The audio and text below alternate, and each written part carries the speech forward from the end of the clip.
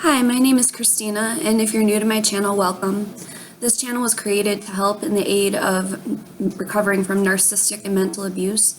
If you know anyone experiencing this or you're going through it yourself, I encourage you to like this video, share, subscribe, and I hope I can help some of you on this journey.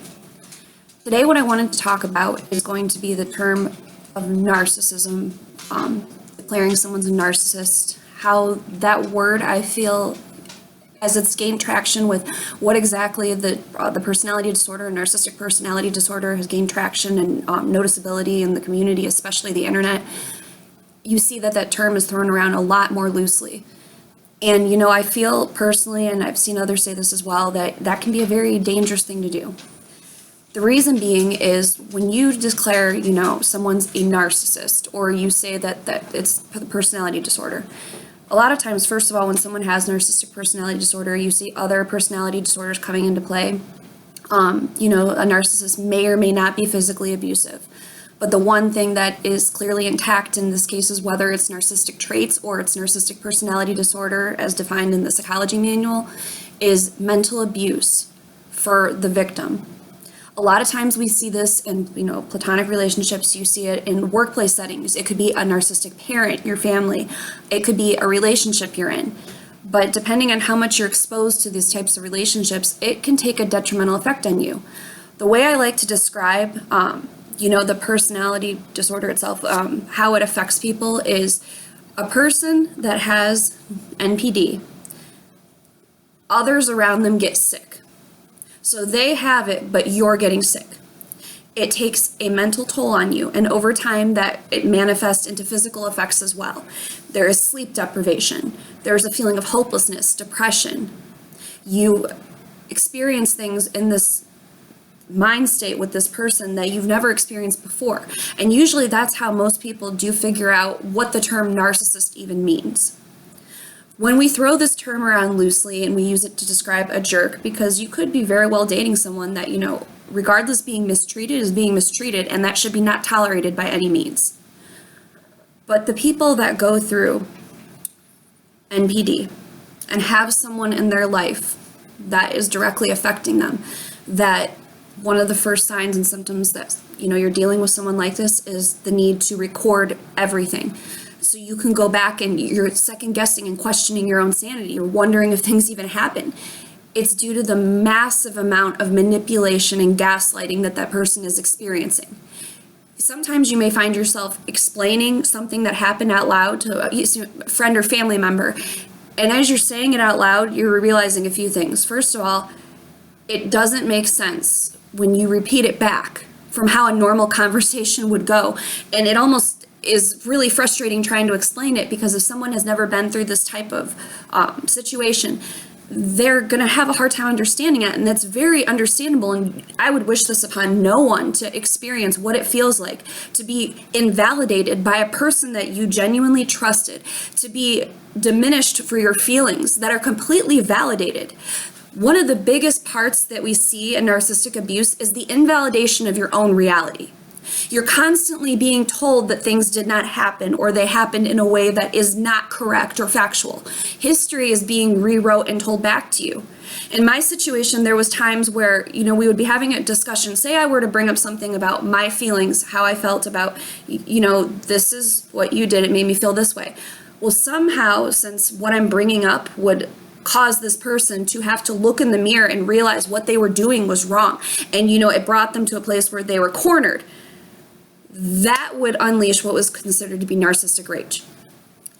The gaslighting, the turning of facts, history. Sometimes I would literally hear a situation where both of us were there being restated out loud, but they would slowly start turning the facts into something else, and I was literally watching it happen before my eyes, and it was just mind-blowing.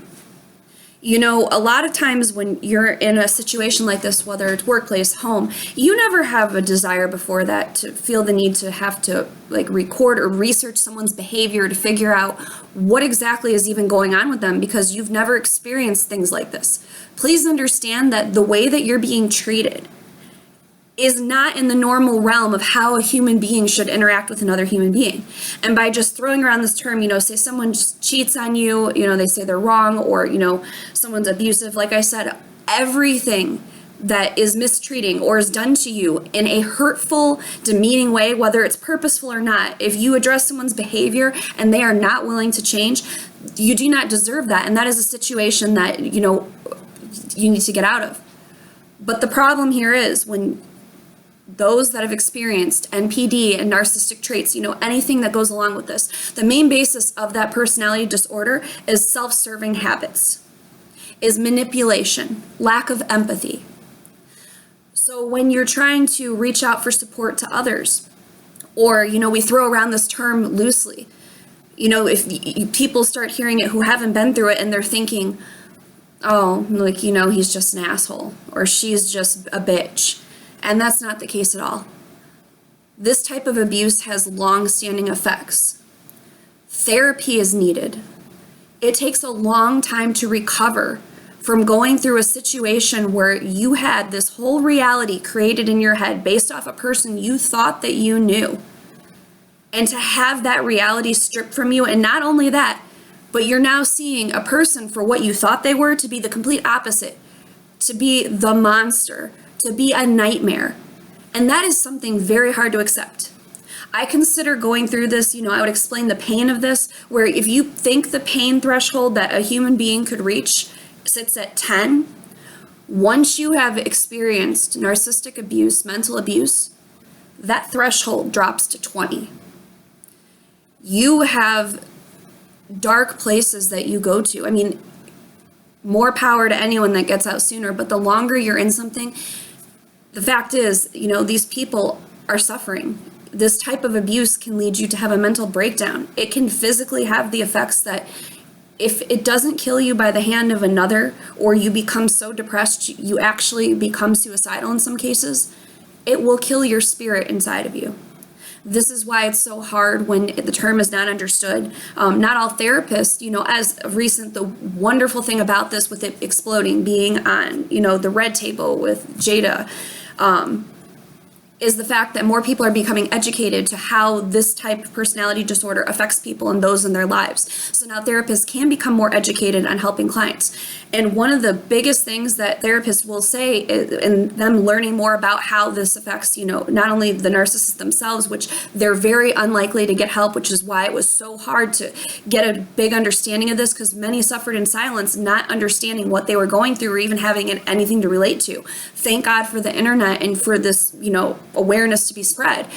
But the people that come into the office, the therapist will say, first of all, that person needs validation, because their reality has been doubted for so long by that person that they don't know what's up from down anymore. They're looking first and foremost to just be able to talk to someone, explain things. Maybe they're too embarrassed, a lot of times to explain it to friends and family who think they're in this perfect relationship, or because they have taken this person back so many times with this hope that things would change, with wanting to figure out what was wrong with them so that they could stand by their partner and do what was best for their family. You have no idea when you're going into this what you're getting into, but knowledge is power. And other than the validation, that is the biggest key thing that can help therapists with learning more about this personality disorder, is the victim's firsthand accounts. So they can see, how these people are affected, how they feel, what treatment protocol works with them, so they can get on this healing journey. What's very important in situations like this is support, therapy, finding your sense of self again, overall wellness, especially mental health. It is so important. And that is why, just like I said, throwing around the term narcissist and interchanging it with bitch, jerk, cunt. These people have suffered. I can say on my own firsthand account that once you go through something like this, it changes you. Everything you thought you believed and knew about people, it goes down the gutter, because the things you see on TV, the situations you hear about and you don't think you'd ever live in real life. After you experience something like that, it really hurts you. It confuses you. You feel lost. And a lot of times with the narcissistic abuse, you do lose your sense of self. And then in the end, for me, you have to learn to not only love yourself again, but rebuild who you are inside, to find that sense of self. And that is so important, to have that love, support, to educate yourself. Knowledge has so much power. To know that you are not alone, and to know that, like I said, with throwing around this word so cautiously and carelessly, if you are watching someone go through something similar to this and you just can't understand, please understand that I know it's frustrating. I know that watching someone go through something that when they say it out loud, even when they're saying it themselves, they know that it's wrong. They understand that these things that are happening are not normal. They know that they deserve better, but a lot of times you almost convince yourself in some cases that you don't deserve it because you're so used to being told that over and over again in, indirect and direct ways, by behavior, by words, by actions. You're embarrassed to confide in anyone, so you become isolated and alone. And many times when you get to the point where you realize what's happening to you, when you learn more about the person, you realize what this is and you put a label on it, that point where you want to get out, you have a journey ahead of you. That person that you're watching suffer in your life, they're not just choosing to suffer because they love pain and love being abused, love being mistreated. It's going to be a fight. And when they get to that point, I know it's hard to hear this, but only someone that genuinely wants to change is going to change. And someone that genuinely wants to get out, that is when it's most important. The most important thing you can do in the meantime is to just be there, to listen, to, step in and intervene when things get to a dangerous state. But if it's something where, it's a matter of time, you're just waiting for them to, figure out the ball's been dropped and that this is something not worth saving, to just be there to listen. I know it's frustrating. I'm so happy for those of you that do not know what this type of situation feels like, because not anyone in this world deserves that. But to have compassion, to have that empathy that this person has been exposed to none of for so long. Keep in mind that, the narcissistic people and those who have, these traits, they go after the brightest people. These are not stupid people. These are not people who have nothing to offer the world. These are not naive, dumb individuals. A lot of them have talents. They're so bright and bubbly, and they just want to give the best of themselves to this world. They're people pleasers. They're selfless. And sometimes those people lack boundaries where, they give so much of themselves, they're filling their own cup by filling someone else's, but there's a hole at the bottom and it's just being drained by this person that's in their lives that is telling them they are not good enough, by showing them that they think they're above them, by all these things that collectively that are happening that are affecting their mental state and manifesting in their lives in other ways where you don't see them going out anymore. It's taking effect on their career, their parenting, everything. It's hard to watch. But these people have something inside of them that, we are attracted to others by things that, like they say, opposites attract. There's something about them, and something that was told to me by from my own personal experience is he told me, I know that you probably won't believe this, but I know that you're better than me. And that made no sense, because why would you that doesn't make sense. But what he told me was, you have a huge heart and you give so much to people and you want to make people happy. And I just admire so much about that with you. And you've done so many things for me. A narcissist views people as an appliance. Every person in their life is like an appliance. The ones that they do not have to compete with, that do not need to see that side of them, it's a mask, it's a facade. They want to keep up an act. So you won't see that if you're on that outside realm. You're just, wow, there's a really great person. They're very charming. They're very smart. They're very seductive. But if you're one of those people in their lives that they can take that mask down with, and eventually in the beginning it's a fairy tale, and then that starts to come out, that's when you start having the invalidation, the devaluation, the smear campaign, the belittling behavior, the discard, and you get stuck in that wheel. This produces trauma bonding. For the person going through it, you see the mental abuse, and I'm not sure, not every case is physical, but just the abuse in general. It takes a toll. You'll start seeing it take that toll on the career, the friendships, family. They may start, pushing people out of their lives and becoming completely isolated.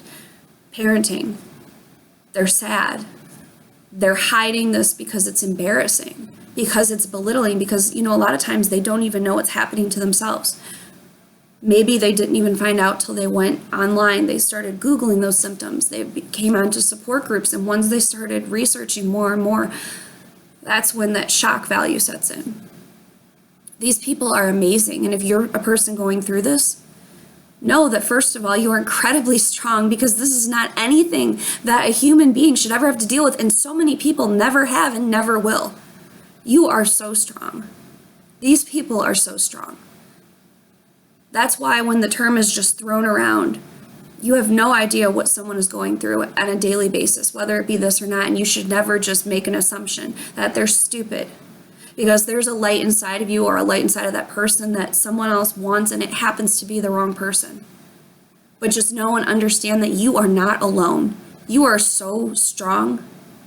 And the reason that tough love is hard for a person that's going through this type of situation to accept in terms of coming at them with, coldness or anger, they have received so much of that coldness, lack of compassion, empathy from that person in their life, that those types of things almost make them cower down more. They feel stupid. That negative self-talk that they've manifested in themselves from this relationship, that constant invalidation, it only hypes it up more. You're like, you're right, it is my fault. I'm stupid. And they want to shut down and not open up more. And that's very harmful in terms of healing.